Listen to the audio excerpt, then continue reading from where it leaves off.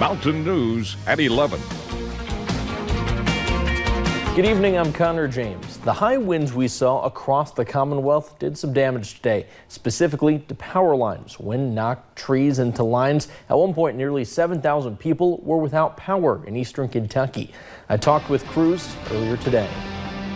High winds slammed the Commonwealth Wednesday. We've been watching our sister company, our district in Ashland, so they got hit first. Greg Sparkman is AEP's Hazard District Manager. You needing something? High winds caused power problems from Perry to Boyd counties. The outages spanned several counties. At one point, nearly 5,000 people were without power. High wind damage, most of the leaves is off the trees.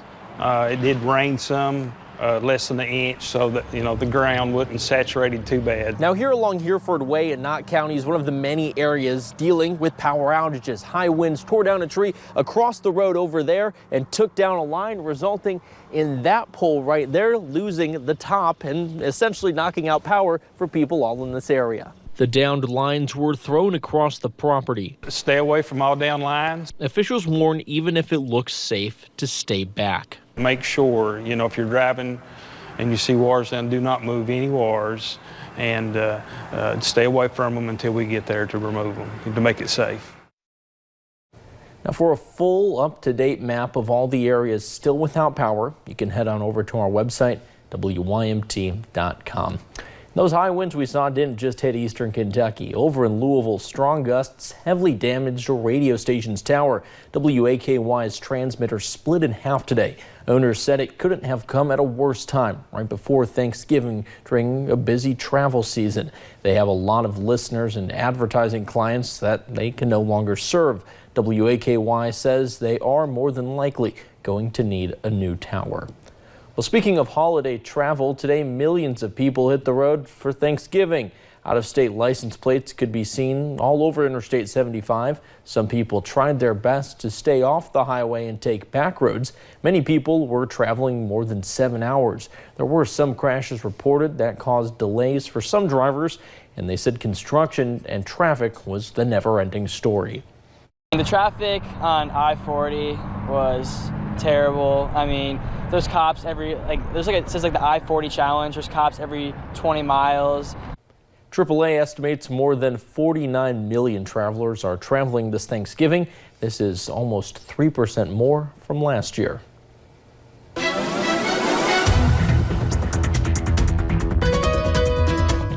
And that wind definitely created issues across the mountains, and we're starting to see it die down, but still hanging on to a few of those wind gusts as we head into tonight. You'll see that here as we go ahead and take you up to that wind gust map. If you're down into the Cumberland Valley, getting a little bit of a break, but still seeing winds gusting up to 30 miles per hour. Hazard in Jackson, 17 in Moorhead, in those 20s over into Pikeville. Those temperatures, though, starting to drop. You're seeing those lower 40s down into Lexington, over into Moorhead. Some of us still into about those mid 40s if you're looking into Hazard, and a little bit down into Bell County. But compared to this time yesterday, you can see we're about 10-15 degrees cooler. And we'll continue that cooling trend as we head into tonight. We'll be into about the lower 30s.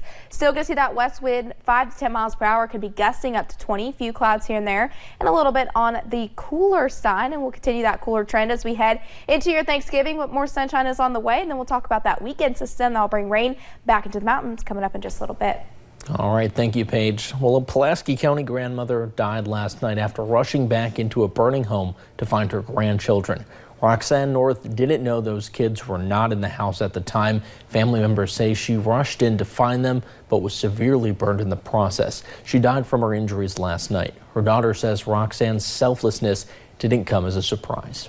It makes you feel comfort knowing that she wanted to make sure they were okay, and she put her life on the line for them.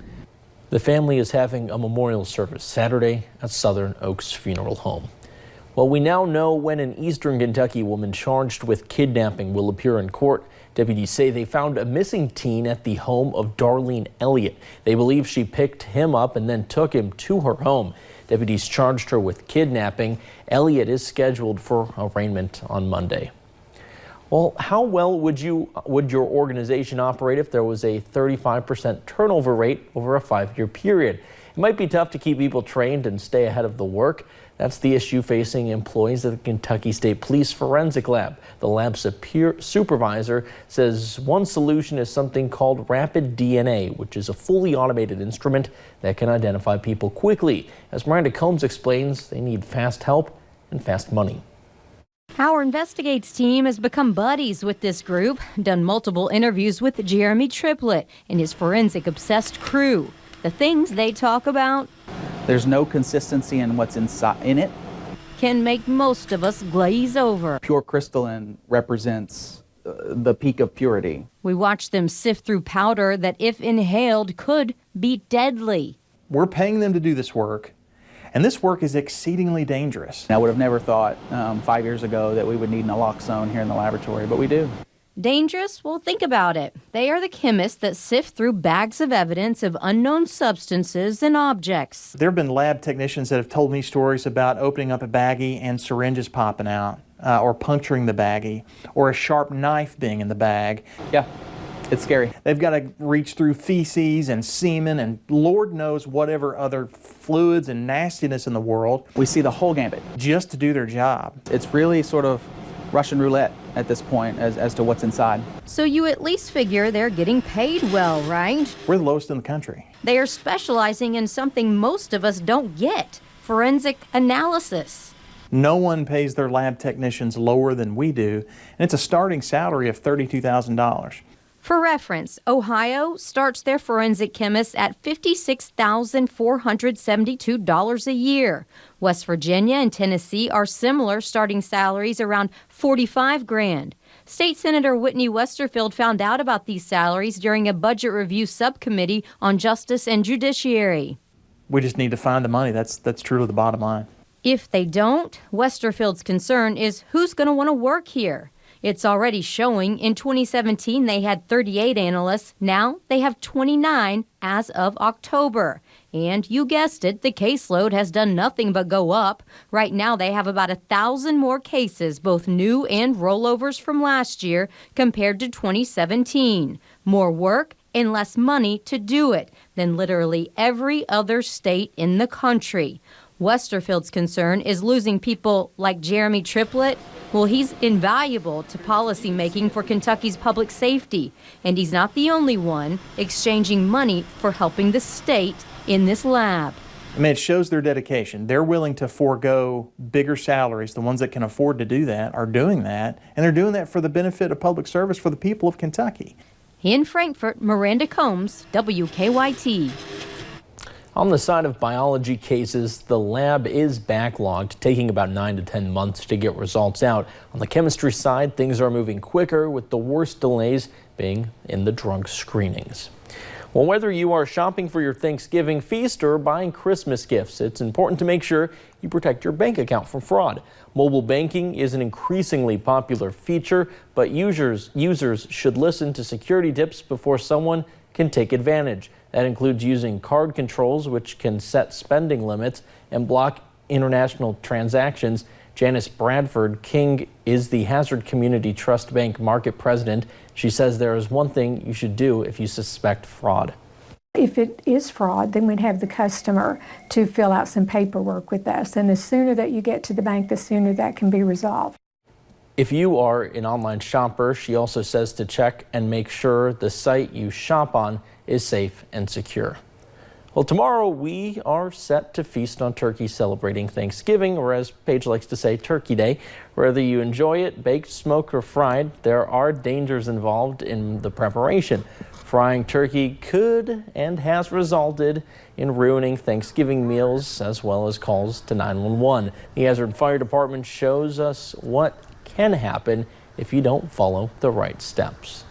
It can happen by just neglect, not paying attention to the oil heating up, and not thawing your turkey out properly, not drying it properly, using improper oil, putting it too close to a structure. You should also always make sure your turkey is fully cooked to an internal temperature of 165 degrees Fahrenheit. Well, shoppers headed to their nearest grocery stores for last-minute shopping today. Grocery store workers say the Wednesday before Thanksgiving is their busiest day each year. They always know to expect shoppers last minute, getting items for their Thursday dinners. At the long pick pack checkout, there is also a way shoppers can help people in need in Pineville and make sure they get a Thanksgiving dinner as well. Our cashiers will ask, if they want to donate a $5 or a $10 bag to help feed the hunger, and it goes to the Lighthouse Mission. So that's what we do. Long's Pick Pack will be open tomorrow from 8 to 2 for those that will be needing some last-minute shopping. Well, business owners in Prestonsburg are preparing for the holiday shopping season with their annual Black Friday promotions. Stores in the downtown area will open tomorrow night to offer shop small deals and unique gifts for shoppers in the area.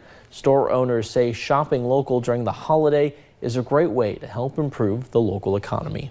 And it helps keep these businesses open and our town to grow. Every dollar spent here stays here. So that's something that you should think about. I mean, if you spend your money here, it's going to flourish throughout the town.